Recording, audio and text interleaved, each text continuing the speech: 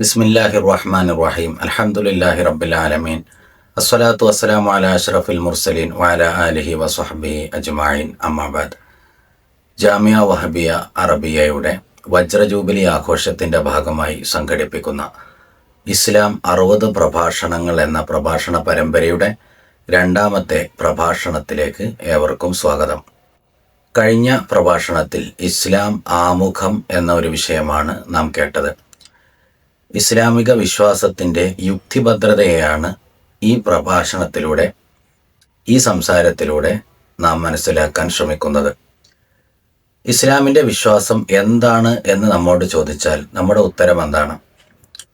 ഇസ്ലാമിക വിശ്വാസം എന്ന് പറയുന്നത് യഥാർത്ഥത്തിൽ 3 കാര്യങ്ങളാണ്. ഇസ്ലാമിൻ്റെ ഏറ്റവും അടിസ്ഥാനപരമായ വിശ്വാസം 3 കാര്യങ്ങളാണ്. 1 തൗഹീദ്, 2 റിസാലത്ത്, 3 ആഖിറത്ത്. എന്ന് പറഞ്ഞാൽ ഇസ്ലാമികമായ സത്യദൈവത്തെ സംബന്ധിച്ചുള്ള വിശ്വാസം, അള്ളാഹുവിനെ സംബന്ധിച്ചുള്ള വിശ്വാസം, അതാണ് ഇസ്ലാമിൻ്റെ തൗഹീദ് എന്ന് പറയുന്നത്. ആ അള്ളാഹു സുബ്ഹാനഹു വ തആല ഈ ഭൂമിയിലുള്ള മനുഷ്യരുമായി ബന്ധം സ്ഥാപിക്കുന്നതിന്, നമുക്ക് നിയമനിർദ്ദേശങ്ങൾ നൽകുന്നതിന് പ്രവാചകന്മാരെ നിയോഗിച്ചിട്ടുണ്ട് എന്ന വിശ്വാസം, അതാണ് റിസാലത്ത്. ഇനി അള്ളാഹുവിലേക്ക് തന്നെ നമ്മെ എല്ലാവരെയും മടക്കിക്കൊണ്ടുപോവുകയും നന്മ തിന്മകൾക്കനുസരിച്ച് അവിടെ പ്രതിഫലങ്ങൾ ലഭിക്കുകയും ചെയ്യുമെന്ന വിശ്വാസം, ഇതാണ് ആഖിറത്ത് അഥവാ പരലോക വിശ്വാസം. ഈ 3 വിശ്വാസങ്ങളാണ് ഇസ്ലാം മതവിശ്വാസത്തിൻ്റെ ഏറ്റവും അടിസ്ഥാനപരമായ 3 സ്തംഭങ്ങൾ. ഈ 3 സ്തംഭങ്ങളും ഒരു ശരാശരി ബുദ്ധിയുള്ള, ചിന്തയുള്ള മനുഷ്യൻ്റെ യുക്തിയിൽ ഒരാൾക്ക് ബോധ്യപ്പെടുന്നതും ചിന്തിച്ചെടുക്കാൻ സാധിക്കുന്നതുമായ കാര്യങ്ങളാണ്.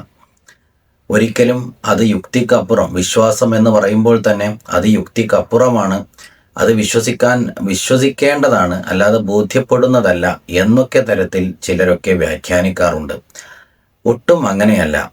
മനുഷ്യനെ സംബന്ധിച്ചിടത്തോളം മനുഷ്യൻ്റെ ബുദ്ധിയിൽ മനസ്സിലാക്കാൻ സാധിക്കുന്ന, ശരിയായ വിധം ചിന്തിച്ചാൽ മറ്റൊന്നിന് സാധ്യതയില്ല എന്ന് തന്നെ ബോധ്യപ്പെടുന്ന തരത്തിലുള്ള വിശ്വാസങ്ങളാണ് ഇസ്ലാമിൻ്റെ അടിസ്ഥാനപരമായ ഈ 3 വിശ്വാസങ്ങളും. ഞാൻ അതിൻ്റെ വിശദാംശങ്ങളിലേക്ക് പ്രവേശിക്കുകയല്ല. വിശദാംശങ്ങൾ ഇൻഷാ അല്ലാഹ് ഈ സീരീസിൽ തന്നെ വിവിധ പ്രഭാഷണങ്ങളായി വരുന്നുണ്ട്. ഇതിൽ ഒന്നാമത് നാം പറഞ്ഞത് തൗഹീദാണല്ലോ. നമ്മൾ ഈ പ്രപഞ്ചത്തിൽ ജീവിക്കുകയാണ്. ഈ പ്രപഞ്ചം ഉണ്ട് എന്ന് നമുക്കെല്ലാവർക്കും ബോധ്യമുണ്ട്. ഈ പ്രപഞ്ചം അനുദിനം മാറ്റങ്ങൾക്ക് വിധേയമായി ഇവിടെ ചലിച്ചുകൊണ്ടിരിക്കുന്നു എന്ന കാര്യവും എല്ലാവർക്കും അറിയാം. ഈ അനുനിമിഷമുള്ള പ്രപഞ്ചത്തിൻ്റെ ചലനത്തിനും ഈ പ്രപഞ്ചത്തിൻ്റെ നിലനിൽപ്പിനും ഇതിൻ്റെ പിന്നിൽ യാതൊരുവിധ ശക്തിയും ആവശ്യമില്ല എന്നും ഇത് തുടക്കമോ ഒടുക്കമോ ഇല്ലാത്തതാണ് എന്നും ആരും പറയുകയില്ല. ഞാനതിൻ്റെ കൂടുതൽ വിവരങ്ങളിലേക്ക് പോവുകയല്ല. പക്ഷേ ഈ പ്രപഞ്ചം ആരോരുമില്ലാത്ത, അനാഥമായി കിടക്കുന്ന, ഒരു സൃഷ്ടാവോ നിയന്താവോ ഇല്ലാത്ത ലോകമാണ് എന്ന് മനുഷ്യബുദ്ധിയിൽ, മനുഷ്യൻ്റെ യുക്തിയിൽ ഒരിക്കലും ഉൾക്കൊള്ളാൻ സാധിക്കാത്ത ഒരു വിശ്വാസമാണ്. അപ്പോൾ ഇതിനു പിന്നിൽ ഒരു സൃഷ്ടാവ് ഉണ്ടായിരിക്കണം, ഒരു നിയന്താവ് ഉണ്ടായിരിക്കണം. ആ നിയന്താവിൻ്റെ നിരന്തര പരിപാലനത്തിലാണ് ഈ പ്രപഞ്ചം അത്രയും മുന്നോട്ട് പോയിക്കൊണ്ടിരിക്കുന്നത്. ഒരു മനുഷ്യൻ്റെ ചിന്തയിൽ നമ്മുടെ ചുറ്റുവട്ടത്തുള്ള പ്രപഞ്ചത്തിൻ്റെ നിലനിൽപ്പ് എങ്ങനെയാണ് എന്ന് ചിന്തിച്ചാൽ അതിനൊരു നിയന്താവ്, ഒരു ശക്തി അതിൻ്റെ പിന്നിലുണ്ട് എന്ന വിശ്വാസത്തിനാണ് മനുഷ്യൻ്റെ യുക്തിയെ തൃപ്തിപ്പെടുത്താൻ സാധിക്കുന്നത് എന്ന് നമുക്ക് കാണാൻ സാധിക്കും. അത് കേവലം ഒരു തൃപ്തി എന്ന് മാത്രമല്ല, അതിന് ഖണ്ഡിതമായ തെളിവുകളുണ്ട്, യുക്തി അധിഷ്ഠിതമായ തെളിവുകൾ തന്നെയുണ്ട്. ഇൻഷാ അല്ലാഹ് അത്തരം കാര്യങ്ങൾ കൂടുതൽ നമുക്ക് മറ്റു പ്രഭാഷണങ്ങളിലൂടെ കേൾക്കാം.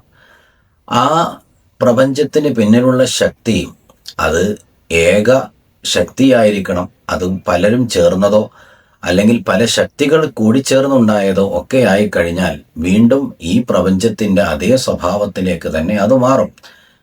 അപ്പോൾ അതുകൊണ്ട് തന്നെ ഏകത്വമുള്ള ഒരു ശക്തിയാണ് ഈ പ്രപഞ്ചത്തിൻ്റെ പിന്നിൽ പ്രവർത്തിക്കുന്നത്, നിരന്തരമായ പ്രവർത്തനത്തിന് പിന്നിലുള്ളത് എന്ന തൗഹീദ് എന്ന ഈ വിശ്വാസം, ഏകദൈവ വിശ്വാസം എന്നത് ഇസ്ലാമിൻ്റെ മൂലക്കല്ലായ, അതിൻ്റെ അടിസ്ഥാന ശരിയായ വിശ്വാസം മനുഷ്യ ചിന്തക്ക് അധീനമായതും നമ്മൾ ചിന്തിച്ചാൽ നമുക്കത് ബോധ്യപ്പെടുന്നതും മറ്റൊന്നിന് സാധ്യതയില്ല എന്ന് മനസ്സിലാക്കാൻ സാധിക്കുന്നതുമാണ്. അങ്ങനെ ഒരു സൃഷ്ടാവുണ്ട് എന്ന് നമുക്ക് ബോധ്യപ്പെട്ടാൽ ആ സൃഷ്ടാവിന് വിവേകബുദ്ധിയോടുകൂടി ജീവിക്കുന്ന ഈ മനുഷ്യ സമൂഹത്തിനോട് ഒന്നും പറയാനില്ല എന്ന് നമ്മൾ എങ്ങനെയാണ് വിചാരിക്കുക? നമ്മോട് ഒരു നിർദ്ദേശവും നിർദ്ദേശിക്കാനില്ല, നമുക്കൊരു നിയമങ്ങളും നൽകാനില്ല, നമ്മെ തോന്നിയ പോലെ ജീവിക്കാൻ അനുവദിച്ചിരിക്കുകയാണ് എന്നത് ഏത് യുക്തിയാണ് അങ്ങനെ ഒരു വിശ്വാസത്തെ അംഗീകരിക്കുക? ഒരിക്കലുമില്ല. അപ്പോൾ സർവശക്തനായ ഈ പ്രപഞ്ചത്തിന്റെ പിന്നിലുള്ള ശക്തി മനുഷ്യനോട് സംവദിക്കുന്നുണ്ട്, മനുഷ്യന് വേണ്ട നിയമനിർദ്ദേശങ്ങളൊക്കെ നൽകുന്നുണ്ട്. ആ നൽകുന്നതിന് എന്താണ് മാർഗം? മനുഷ്യർക്കിടയിൽ നിന്ന് തന്നെ മനുഷ്യരോട് സംവദിക്കാൻ പറ്റുന്ന തരത്തിലും അതേസമയം അള്ളാഹുവിൽ നിന്ന്, ആ സത്യദൈവത്തിൽ നിന്ന് സന്ദേശം സ്വീകരിക്കാൻ പറ്റുന്ന തരത്തിലും മനുഷ്യരായ പ്രവാചകന്മാരെ, ദൂതന്മാരെ നിയോഗിക്കുക എന്നുള്ളതാണ്. ആ വിശ്വാസമാണ് റിസാലത്ത് എന്ന വിശ്വാസത്തിന്റെ കാതൽ. ഈ ആവശ്യത്തിന് വേണ്ടി ധാരാളം പ്രവാചകന്മാരെ അള്ളാഹു സുബ്ഹാനഹു തആല ഭൂമിയിലേക്ക് നിയോഗിച്ചിട്ടുണ്ട്. അതിലേറ്റവും അവസാനത്തെ പ്രവാചകരാണ് മുഹമ്മദ് മുസ്തഫ സ്വല്ലല്ലാഹു അലൈഹി വസല്ലം. മുൻ വേദങ്ങളിലൂടെയും മുമ്പേ നൽകിയിട്ടുള്ള നിർദ്ദേശങ്ങളിലൂടെയെല്ലാം നൽകിയ മതത്തിന്റെ പരിപൂർണ തത്വങ്ങളും അതിൻ്റെ ഏറ്റവും സമ്പൂർണമായ വശവും നൽകിയിട്ടാണ് പരിശുദ്ധ റസൂൽ സ്വല്ലല്ലാഹു അലൈഹി വസല്ലമയെ അള്ളാഹു നിയോഗിക്കുന്നത്. അതുകൊണ്ട് തന്നെ ഇനി ഈ ശൃംഖലയിലേക്ക് മറ്റൊരാൾ ആവശ്യമില്ലാത്ത വിധം സമ്പൂർണ്ണ മതത്തെ അള്ളാഹു സുബ്ഹാനഹു തആല അവതരിപ്പിച്ചിരിക്കുകയാണ്. ഈ വിശ്വാസമാണ് റിസാലത്ത് എന്ന നമ്മുടെ വിശ്വാസത്തിന്റെ അടിസ്ഥാനം. അതോടൊപ്പം ഇനി നമ്മൾ തന്നെ ചിന്തിച്ചാൽ മനസ്സിലാകുമല്ലോ, അനീതിയും മാത്രം നിറഞ്ഞു നിൽക്കുന്ന ഈ ലോകത്ത്, സമ്പൂർണമായി നീതി കൊടുക്കാൻ സാധിക്കാത്ത ഈ ലോകത്ത് മനുഷ്യന് നീതി കിട്ടേണ്ടതുണ്ടല്ലോ. അള്ളാഹു സുബ്ഹാനഹു തആലയുടെ നിയമനിർദ്ദേശങ്ങൾ അള്ളാഹു ഭൂമിയിലേക്ക് മനുഷ്യരാകുന്ന പ്രവാചകന്മാരിലൂടെ നൽകിക്കഴിഞ്ഞാൽ ആ പ്രവാചകന്മാരെ അനുസരിക്കുന്നവർക്ക് അതിനുള്ള രക്ഷ കിട്ടണം. അതിനെ അനുസരിക്കാത്തവർക്ക് അള്ളാഹുവിൻ്റെ നീതി നടപ്പാവുകയും വേണം. അതും മനുഷ്യ ചിന്തയ്ക്ക് യോജിക്കുന്ന വിശ്വാസം തന്നെയാണ്. നമ്മൾ ആലോചിച്ചാൽ മനുഷ്യർക്ക് നീതി കിട്ടുന്ന ഒരു ലോകം വേണ്ടതാണ് എന്ന് നമ്മൾക്ക് തന്നെ ബോധ്യപ്പെടുകയും ചെയ്യും. കാരണം ഇവിടെ ഒരാളെ കൊന്നയാൾക്കും, രണ്ടാളെ കൊന്നയാൾക്കും, 100 ആളെ കൊന്നയാൾക്കും തിരിച്ച് മിനിമം അയാളെയും വധിച്ചു കളയുക എന്ന ശിക്ഷയല്ലേ നടപ്പാക്കാൻ പറ്റൂ? സമ്പൂർണമായ നീതി നടപ്പാക്കാൻ ഈ ലോകത്ത് സാധിക്കുന്നില്ല എന്നത് നമ്മുടെ അനുഭവമാണ്. അതുകൊണ്ട് തന്നെ നന്മ തിന്മകളെല്ലാം അളന്ന് തിട്ടപ്പെടുത്തി അതിന് പൂർണ്ണമായ നീതി നൽകാൻ കഴിയുന്ന ഒരു ലോകമുണ്ടായിരിക്കണം എന്നത് മനുഷ്യബുദ്ധി തേടുന്ന, നമ്മുടെ ചിന്തയെ തൃപ്തിപ്പെടുത്തുന്ന ഒരു ഉത്തരമാണ്. ആ വിശ്വാസമാണ് ആഖിറത്ത് എന്ന് പറയുന്നത്, പരലോക വിശ്വാസം.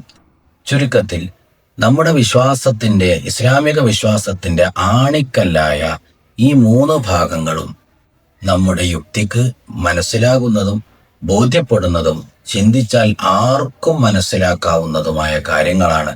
ഒരിക്കലും യുക്ത്യാതീതമായ, നമുക്ക് ചിന്തിച്ചാൽ മനസ്സിലാകാത്തതായ ഏതെങ്കിലും ഒരു വിശ്വാസത്തെ നമ്മിൽ അടിച്ചേൽപ്പിച്ചതല്ല എന്ന് നമുക്ക് ബോധ്യപ്പെടും. കൂടുതലായൊന്നും ഞാൻ സംസാരിക്കുന്നില്ല. ഇതിലെ ഓരോ ഭാഗങ്ങളും ഇൻഷാ അല്ലാഹ് ഇനി നിങ്ങളിലേക്ക് പാർട്ടുകളായി, പ്രഭാഷണങ്ങളായി എത്തും. അല്ലാഹു സുബ്ഹാനഹു തആല കാര്യങ്ങൾ മനസ്സിലാക്കാൻ നമുക്ക് തൗഫീഖ് നൽകുമാറാവട്ടെ. വാഖിറു ദഅവാനാ അൽഹംദുലില്ലാഹി റബ്ബിൽ ആലമീൻ. അസ്സലാമു അലൈക്കും.